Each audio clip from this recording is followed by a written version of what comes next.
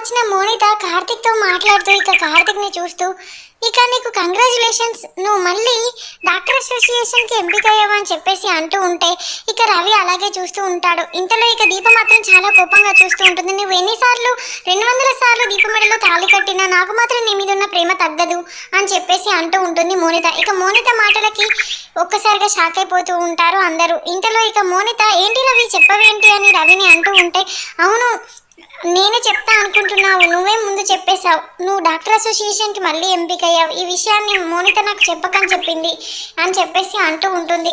ఇక అనగానే ఇక దీప మాత్రం మళ్ళీ కొత్త నాటకం మొదలు పెట్టారా అని చెప్పేసి దీప అంటూ ఉంటుంది. మరి చూద్దాం రానున్న ఎపిసోడ్లో ఏం జరగబోతుందో. Thanks for watching, please subscribe my channel.